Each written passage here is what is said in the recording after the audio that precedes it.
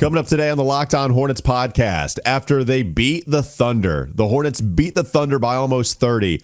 They dropped 2 straight, including a game tonight against the Indiana Pacers. And LaMelo Ball's benched? What gives? We try to make sense of it all today. Locked On Hornets. What?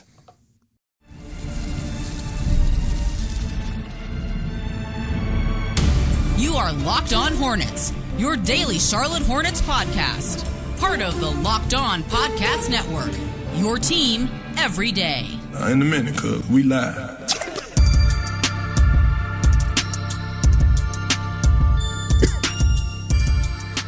It's Locked On Hornets, part of your Locked On Podcast Network, your team every day. We appreciate it, making us your first listen every single day. There's Doug Branson. There's plenty of subs that he's a part of. Substacks, everyhornetsboxscore.com. He has subtext. You can find that on his Substack. Blimpies. There's Quiznos. He's got a lot of subs over there. Doug Branson does. I'm Walker Mail. You can listen to me, WFNZ, every weekday from 12 to 3 p.m. You have so many things. I almost forgot about Yahoo Sports Daily. Also, go check that out. Jason Fitz, Caroline Fenton, they're hosting. Doug is somewhere eating one of those subs behind the scenes. He is producing, but Doug is there, a part of Yahoo Sports Daily. So, Doug, we didn't do an emergency pod a couple of days ago, but we did an immediate reaction pod because it was warranted. Hornets beat the Thunder. Are you kidding me? That doesn't... One, the fact that they beat the Thunder doesn't happen, but they beat them by almost 30, and they looked great.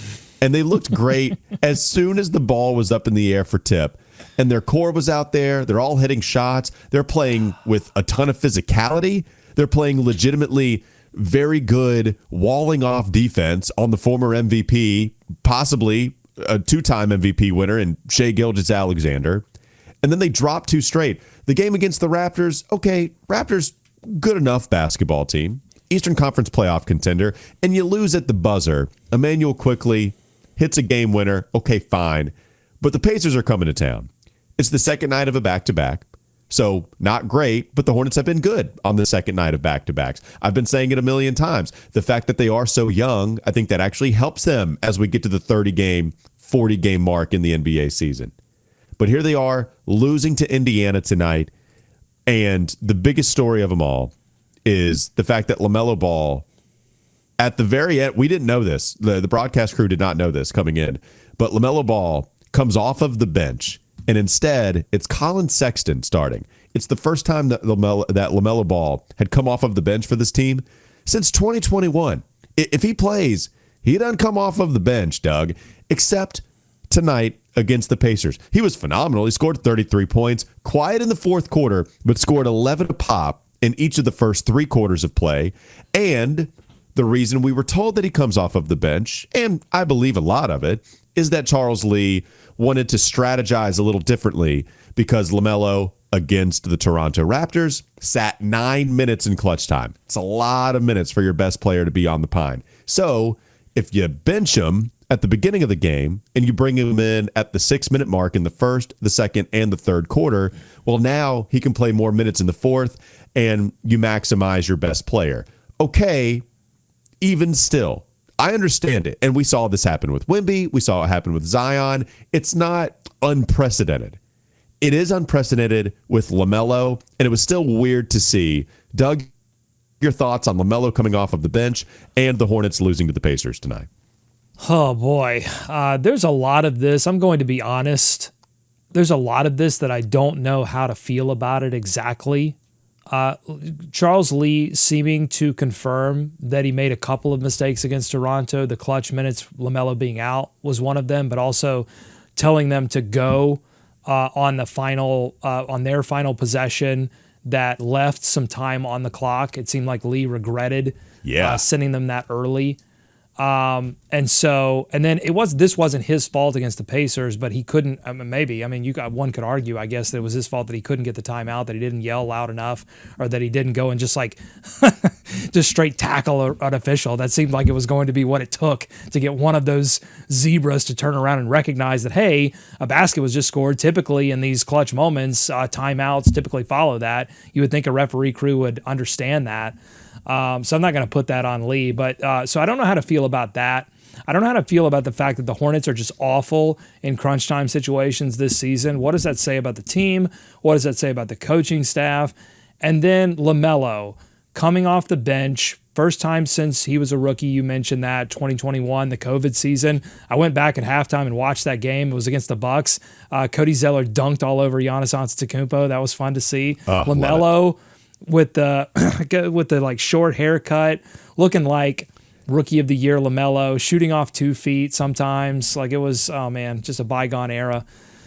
But the thing that I don't know how to feel about, and I'm bouncing all over the place because I feel like everyone's bouncing all over the place after you drop 2 straight to Toronto and Indiana in 2 very different ways.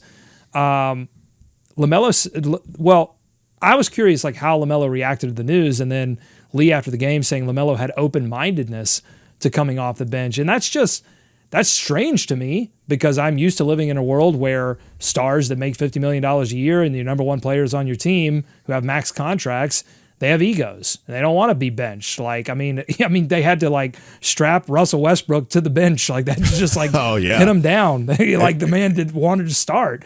And Carmelo so LaMelo was laughing. Remember he was asked at the podium and then he's asking people in the back of the media room, hey, did you, they're talking about me coming off the bench. Yeah. They're joking about it. Yeah. So I don't know how to feel about that either, because it's like either LaMelo doesn't want what some of those other guys want, or everyone, the other alternative that I can think of is that everyone recognizes, including LaMelo, that his career is hanging by a thread, and that thread being somewhere buried in his ankles. And everyone is just so terrified of playing LaMelo more than 25 minutes, and it's obviously altering the team, and it's obviously making it difficult for them to win basketball games. I don't know what to do with any of that. Yeah. So one, just what, I guess, do we start with what do we believe? Why do we think Charles Lee is bringing LaMelo off of the bench? Like I said, I believe a lot of it. Like I'm sure LaMelo doesn't want to come off of the bench and just all together. But we've talked so much about who LaMelo is as a person, and I really have no clue as to how much he doesn't want to come off of the bench. Charles Lee did make it a point after the game to say that LaMelo and his open-mindedness, Charles Lee commended that. And I believe he probably is a little open-minded to it, more so than your typical star. And maybe you frame it in, look, we have a plan.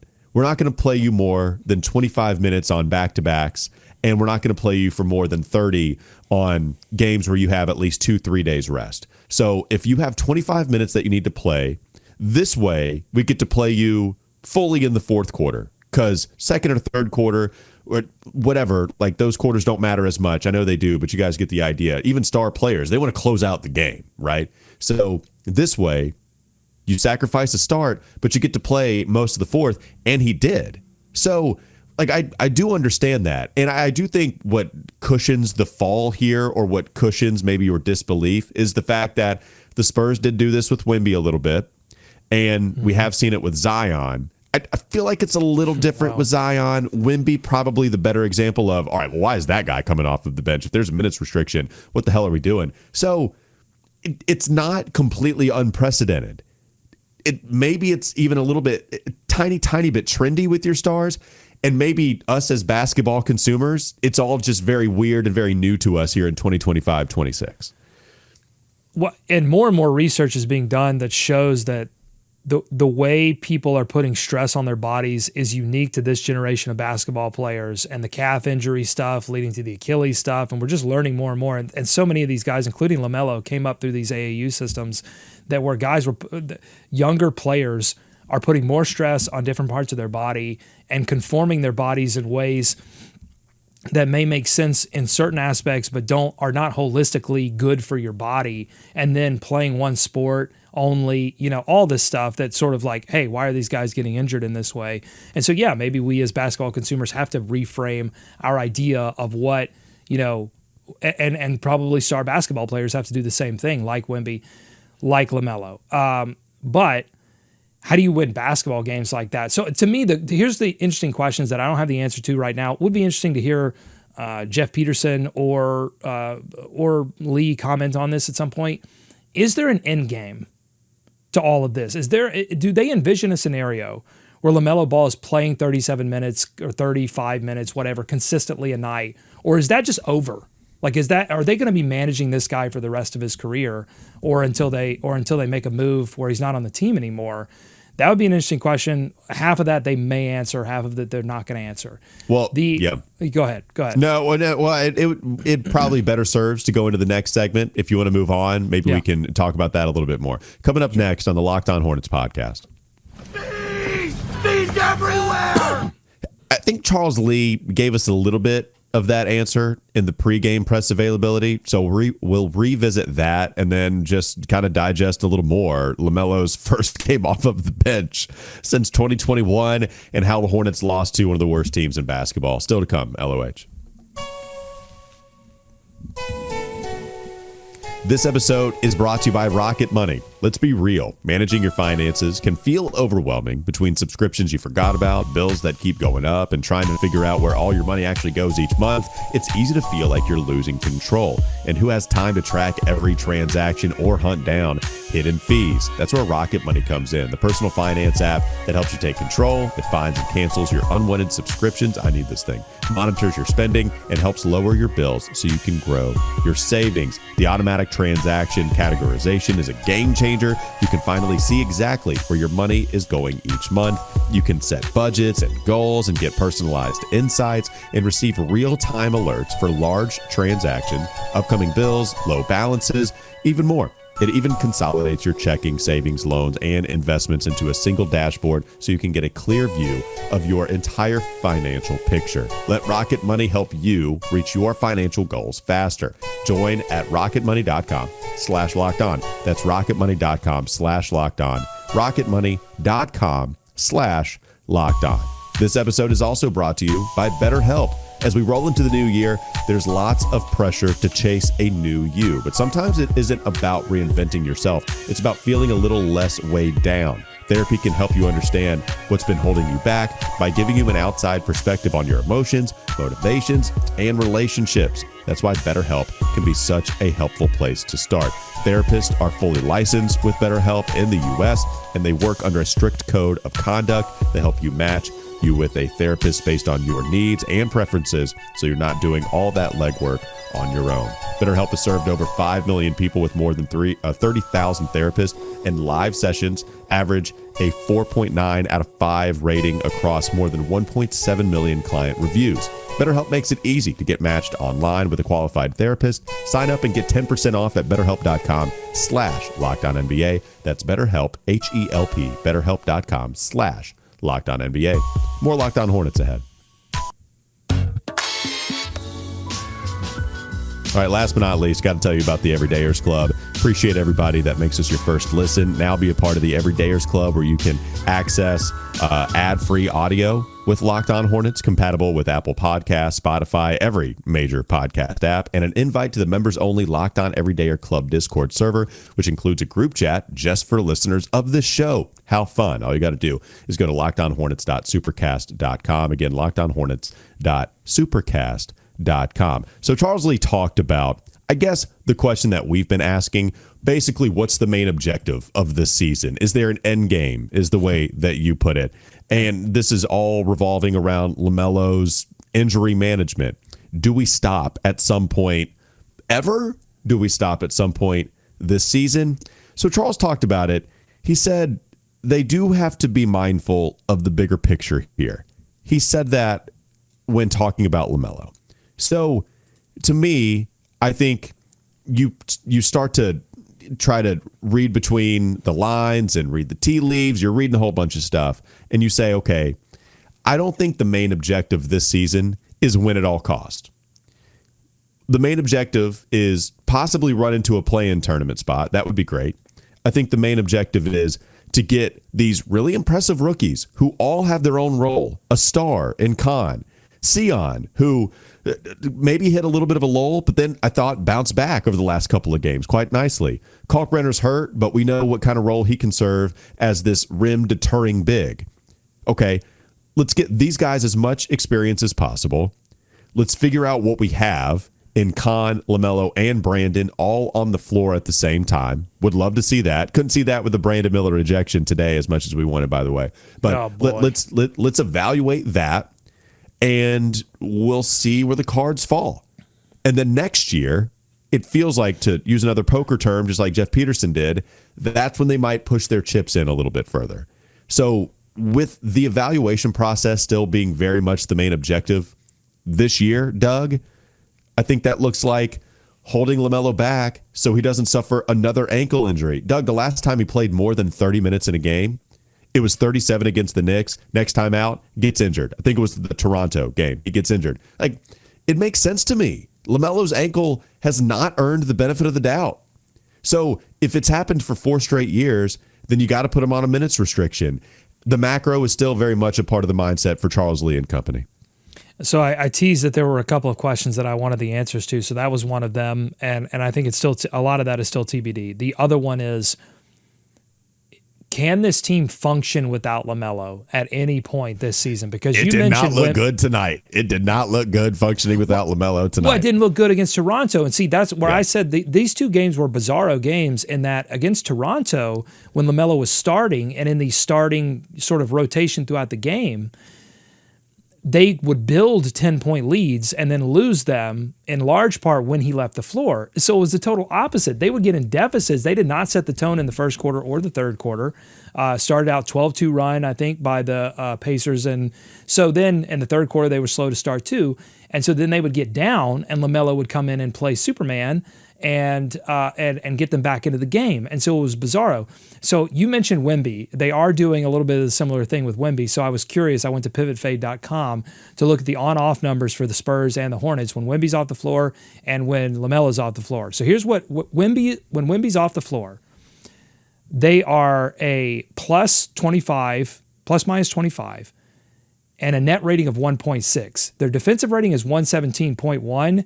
I looked at cleaning the glass. They are obviously miles better on defense when Wemby is on the floor because he makes that much of a difference, just like LaMelo makes that much of a difference on the offensive end, okay?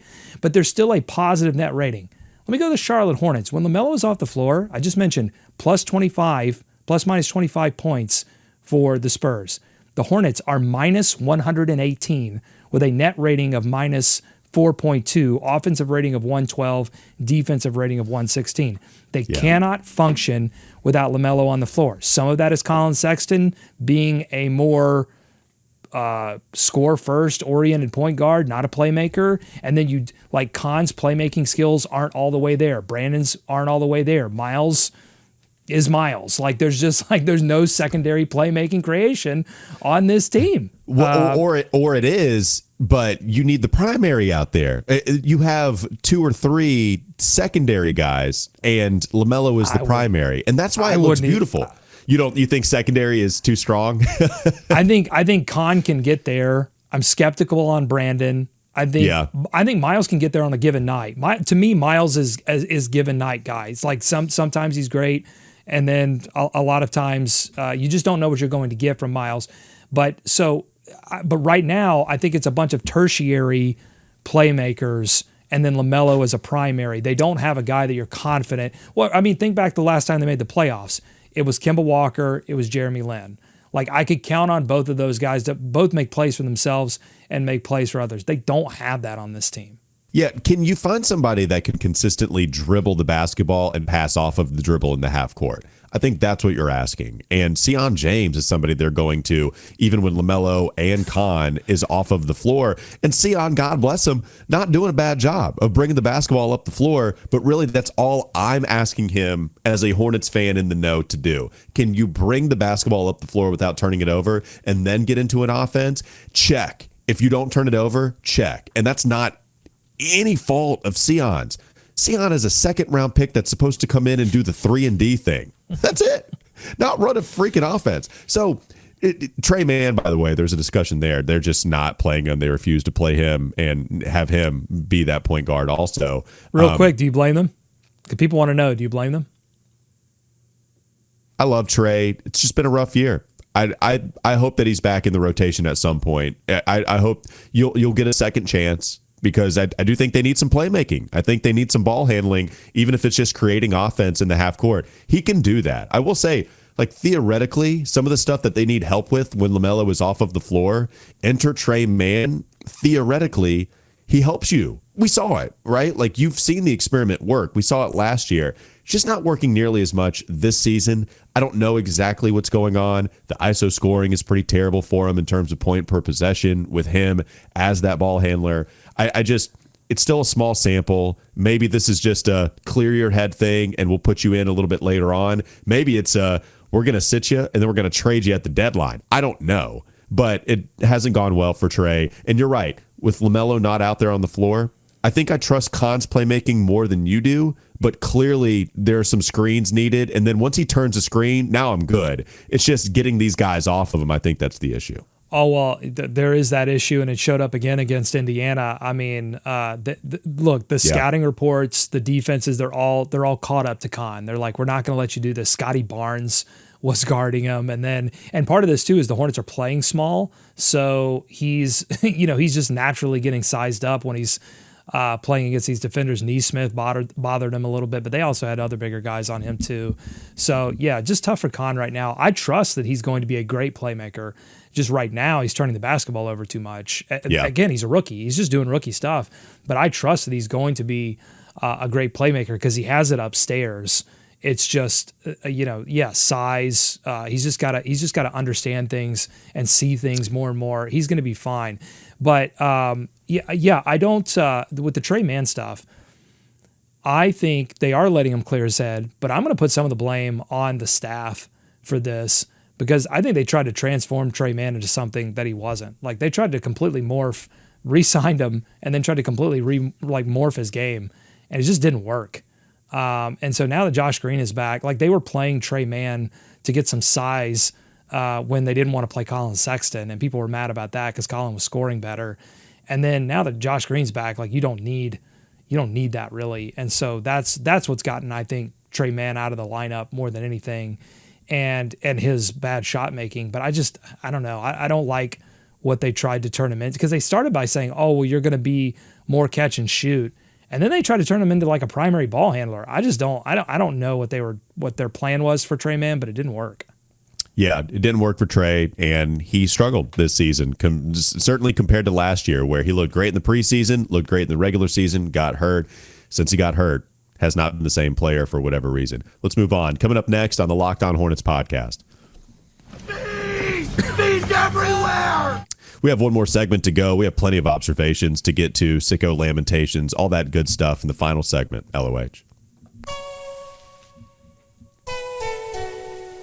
This episode is brought to you by FanDuel. Fridays already feel different during basketball season, and FanDuel is making them even better. Every Friday night before the game tips off, FanDuel gives fans a new way to kick off the weekend with NBA Happy Hour. NBA Happy Hour is your official pregame, a limited time window where special offers drop right inside the FanDuel app before the action starts. Fridays from 6 to 7:30 Eastern have become appointment viewing with NBA Happy Hour. Opening the FanDuel app during Happy Hour always brings something new, boosts, bonuses, and surprises. So before tip-off, check the FanDuel app and see what's happening during NBA Happy Hour. Haven't you heard? Every Friday from 6 to 7:30 Eastern. A little basketball, a little action, a whole lot of Friday energy. That's NBA Happy Hour only on FanDuel, the official sportsbook partner of the NBA. More Locked On Hornets ahead.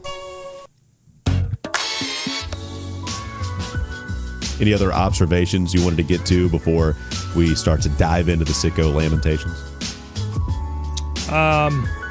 The final play sequence there, Musa inbounding it a little too quickly. Again, I understand, like, Lee wanted the timeout, but like, don't you go over that stuff? Like, why did he feel it was necessary to rush that inbounds off that make? I just thought, like, so much of that I don't understand. I haven't gone back to look at the final play with LaMelo doing the handoff to Colin Sexton and the near air ball that he put up. But it's just like, man, like so many opportunities where they've run a play and it's that couldn't have been the first option. So it was a bad sequence from, and I'll tell you, as well as LaMelo played, there is no blame at LaMelo's feet certainly through the first 3 quarters.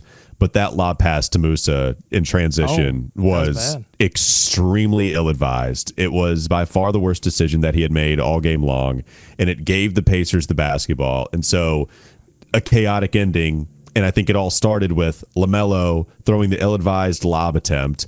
Pascal Siakam, I think it was TJ McConnell, hits a elbow jumper because he hit about 10,000 tonight.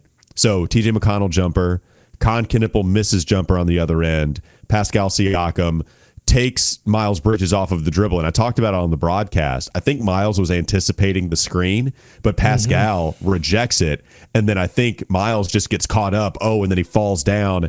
Musa Sion can't close the door fast enough. Pascal, because he's just a freaking baller, by the way. Oh my God. Spicy P played like an absolute maniac today. But and Musa turns it over. Like just a horrible sequence of events that led to the loss. I wrote that LaMelo threw it to where Brandon could catch it, right? I mean, Brandon reaches back for that ball and probably yams it. But that's Musa Diabate. I just checked. Musa Diabate, not Brandon Miller, which brings me to Brandon Miller. So he gets the tech on a review. By the way, I just want to get it out of the way. The officials were awful in this, so awful that Secaucus had to call in and be like, you guys, 0.3, you cannot catch and shoot. It's like the thing that everyone knows. Everyone. Like even casual basketball fans, you go, what happens when there's 0.3 left on the shot clock? Oh, you can't catch. You got to tip it in. You know why they know that? Because every single time that play comes up, the announcers say it. Like it's just over and over. How did the officials not understand that in that moment? This was the worst officiating crew that I can remember off the top of my head in a very long time. Well, Sam Farber, I want to give credit to him. I was talking to him after the game and after he was done with the broadcast, and he was beside himself too because of one thing in particular. With Tough to make that Lee, guy beside himself. I'll say that. He's a very nice guy. Hey, great point. We call him Sunshine Sam for a reason. He was not happy. But no, he brought up a great point in that it was the mechanics of the poor officiating more so than it was a bad call, specifically on the Charles Lee not giving him a timeout. Like, look at the coach. This is what you do. A basket is scored. The official mechanically is supposed to look at the coach. Do you have a time? No. Proceed with play. But that didn't happen. And we showed it on the broadcast as well on FanDuel. Charles Lee is calling for it immediately. To me, it's not even one of those things where, hey, Charles, you got to get in front of an official's face. No, I mean, it's up. He's extended. He's doing the timeout signal, and they just said no, thank you. Musa, a little rushed. It was rushed. LaMelo was also kind of calling for it a little bit. TJ McConnell, that sneaky pest. Oh, just your little TJ. Right there. Like he Jose Alvarado'd us and snuck in and stole it. TJ McConnell turns me in to Joe Pesci from Home Alone. Yeah, I immediately, my teeth, they shine because of the gold tooth that I have in there, Pesci style. Brandon Miller gets ejected because he picks up his second technical. Was he arguing with the official? I think the chat on EHB said the B word may have been uttered. I can't confirm or deny that. It feels like there was a word uttered just because even Eric on the broadcast, that escalated quickly. One, it was the second tech, so that's how he got ejected. But I don't know. There had to be something uttered that was a bad word. So this to me, I will say, is a little bit of a pattern that's building with Brandon Miller in that his attitude, I would say, has been prickly this whole season. And he's been like dunking on people and like throwing them. And I went, ooh, that could have easily been a tech. And there's just been these little things that have been happening. And I'm like, it's very cool when it's not a tech, when it's not a big moment. But I have in the back of my mind said to myself, if he got into a playoff situation, we've seen this with Miles Bridges when they went to the play-in game and he kind of lost his cool and, got himself ejected from the game and, ended up hitting a fan with like a headband. Like, are we going to run into that situation with Brandon Miller a little bit? Is he going to be able to keep his head when the team needs him most? Hopefully he learns from this situation. Like, there's nothing wrong with having the intensity and the attitude. You want that. You have to understand who you are, who the officials are, and where the limits are and keep yourself in the game. I think also may have just forgotten about the first tech too, and maybe didn't. Maybe just was frustrated. But if it's in his head, if he has the presence of mind to understand at that moment, I already have one tech, I can't even flirt with the second one. I wonder if that was even a part of the process at all. But Brandon Miller, essentially a second game that you played without him. You played most of the first half with him, I guess, 19 minutes for Brandon. But is this team good enough to win games without Brandon? Probably not. You need him. Well, you made a good point on the broadcast, which was LaMelo seemed to be searching for a running after that happened. Like he seemed to be searching for a running mate really all night. But I mean, particularly when Brandon left, it was like, all right, because Khan seemed to be, and he did pick it up there late. He hit a couple of threes. But Miles was the guy, really. Miles went for 11, I think, straight in the fourth. Or not straight, but scored 11 in the fourth. Yeah. So, but then Miles had that dunk that wasn't a dunk that he tried to throw down, and I wrote in the notes he tried to make the dunk that he could have made the last time LaMelo came off the bench, like in 2021 COVID year. He was hitting that dunk. This year. Yeah. Just who can at his age anymore with all those? I get it. No, I'm not even critiquing it. Right, every time I get up, I groan. I feel a pain somewhere. Every time I get up from this chair, so I get it. I'm just saying. I just want to make that observation. You bringing that up before we get to Lamentations, rapid fire style. You bringing that up. I wanted to bring this up as one final point. Those guys wanted it too. I will say, LaMelo, I thought there was a focus from him. There was a little extra spice on the 3-point celebration, the first one that he hit. I think LaMelo was assertive, man. He was aggressive. He was getting into the paint.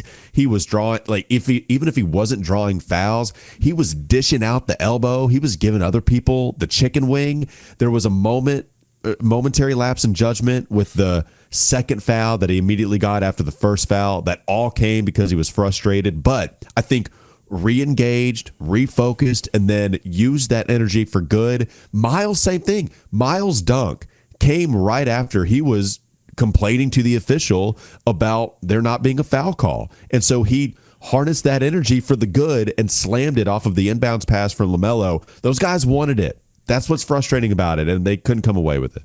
I've said this a couple of times now. I'm sorry, but I wrote in my notes, everyhornetsboxscore.com, that pissed off LaMelo Ball is both the best version of LaMelo and the worst version of LaMelo. We got the best. I think we got until the fourth quarter when he missed a couple of shots. We got the best version of pissed off LaMelo Ball, and one does have to wonder if after maybe he was open-minded because he wanted to be a team player of coming off the bench, but one does have to wonder if he came off the bench with a little bit of like, okay, MFer, I'm going to show, no doubt, I'm going to show you what bench LaMelo looks like. I think both can be true, and I think you're also very right. We did get pissed off LaMelo, and it was good because you're right. We can get a little worried about it. This is where crazy shot selection comes in, but he was hitting the circus shots for the most part, and then got cold. But we got a lot of good pissed off LaMelo tonight.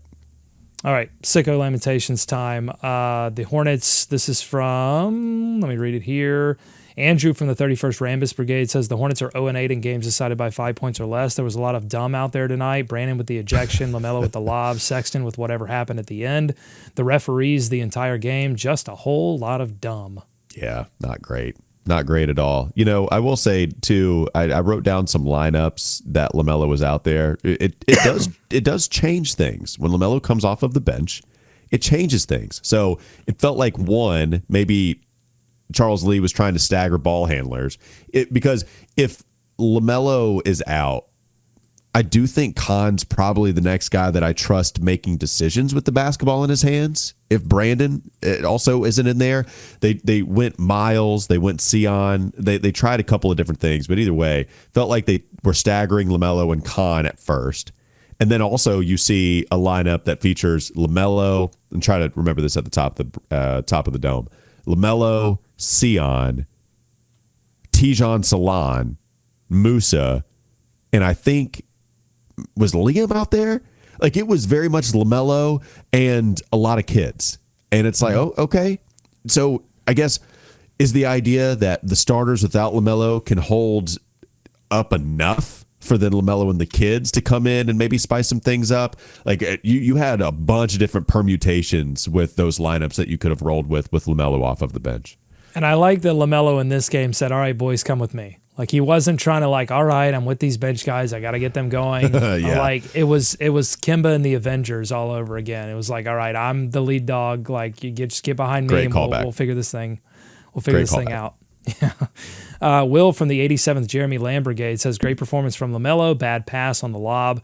Brandon has to stay in that game. Can't ask for more from the Moose. With just a little more time, a little more patience on that inbounds. Yeah, you know, and you know, I mean, again, it's probably a little overblown now. We probably need to walk back the love for Musa on my end. I actually thought, like, in turn, I think Musa has played stars well defensively. I think Pascal kind of got the best of him on a lot of these. I don't know if you got that feeling, Doug. I mean, you're asking a lot from him, but I thought Pascal, in terms of getting to where you want to go with Musa defending you, it felt like Siakam had his moments where he won quite a bit. But I think Musa also created second chance opportunities later. Not a whole lot in the first quarter, not as much as I would have liked early in the second quarter. I think he got things going on the offensive glass, probably like the last 2 or 3 minutes of that second quarter. PJ Hall, I found funny that LaMelo at one point, or no, it wasn't LaMelo, it was Brandon, got mad at PJ Hall because he wasn't running fast enough with him on a break. He was like, come on. And if he's not, like, he's as mobile as most big. So, yeah. Any other ones? Yeah, Bam Bam of the 21st Ricky Pierce division, a.k.a. the Flying Big Paper Daddy, says, it's my fault. I wore a Hornets hoodie for the past 2 days. The same hoodie? Why didn't you change? Dude, come on. All right, blame Bam You're Bam. flying Big Paper Daddy. You got big paper. Let's spend it on more Hornets gear. Let's go with Roger of the 23rd Trey Man division saying, Doug, this game was a roller coaster ride, highs and lows, but I didn't think Collins should have took the last shot. Melo should have. I'm leaving it at that. Didn't watch the play over again. We focused a lot. Like, on the broadcast, we went back to Pascal's go-ahead layup. Didn't really focus a lot on the Collins shot. I saw Matt Alkiza do a pretty nice breakdown of it on Twitter, just very surface level glance before I hopped on the mic. Felt like they were trying to get Pascal away from being a part of the possession defensively because he's such a good team defender. And then Colin could have had a chance to drive. This is all analysis off of analysis, which you probably shouldn't do, but I went with it and now I'm stuck, and so I'm going with it anyway. But that was kind of the idea from Matt, and that made sense with LaMelo immediately, like, passing it to Colin pretty early in that possession and not looking for his own shot.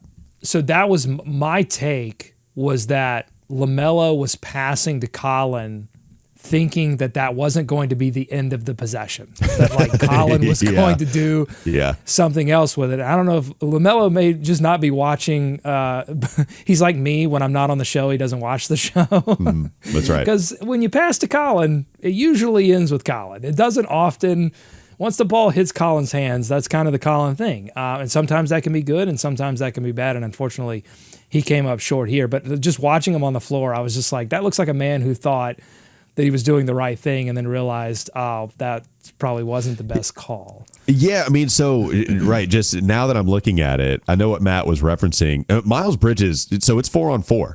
So you have Miles in the backcourt. Like, he's just not a part of the play. And then so that Pascal is on Miles, and so you just take Pascal. I guess you like your chances, and you see Sion inbound it. LaMelo on the drive gives it right back to Colin. I think maybe you could expect Colin to have a driving lane because Con kicks out to the 3-point line. So now Colin has a choice of either attacking you downhill, which I like Colin downhill, or you could pass it out to the 3-point line.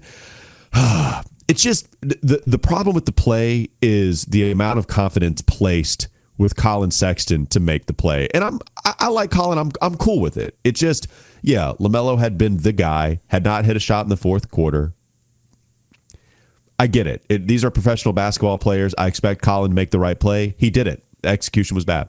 But just like Toronto, where they had multiple opportunities with them missing all of those threes, like they should have, like, it's the Pacers. And I know they still have Pascal and Neesmith, and there's pieces there, but they had lost. I think they had lost for like the past 3 weeks. Like this, you didn't want to be the team. It particularly makes that OKC win even funnier. Like that win now is extremely hilarious that you've now lost to the Pacers twice this season.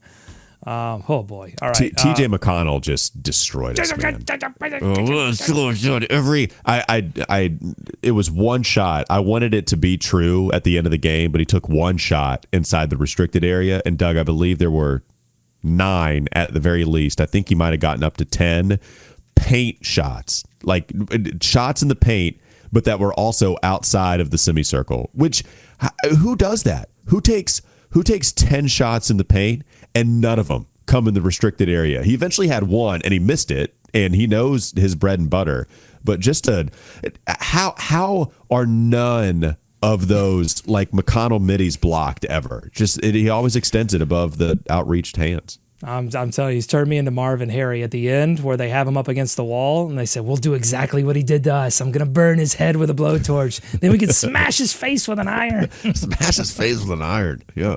Just put a last nail one. to his foot. Last lamentation here. This is a good one. You ready? This is from Casual Hindu of the First Lance Stevenson division, who says, "Walker looked good tonight, and so did LaMelo. I'm trying to be positive here." Thank you. Thank you, sir.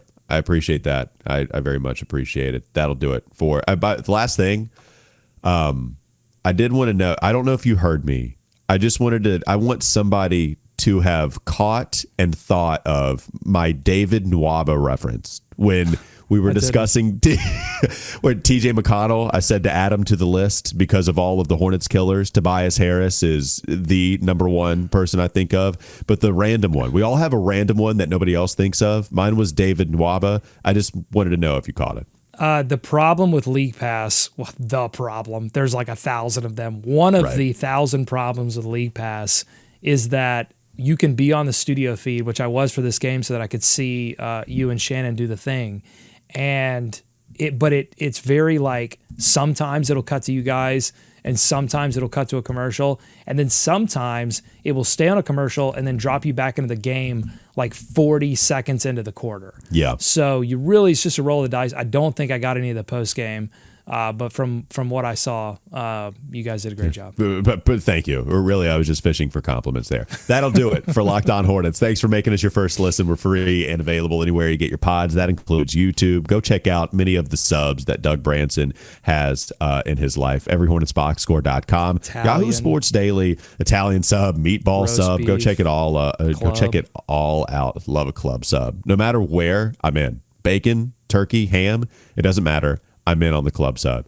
Yahoo Sports Daily, Jason Fitz, Caroline Fitton. Go check that out as well. I'm Walker Mail. Listen to me WFNZ every weekday from 12 to 3 p.m. Sports Radio, 92.7 FM. Have a great rest of your night. We'll be back with you tomorrow. Sausage and peppers.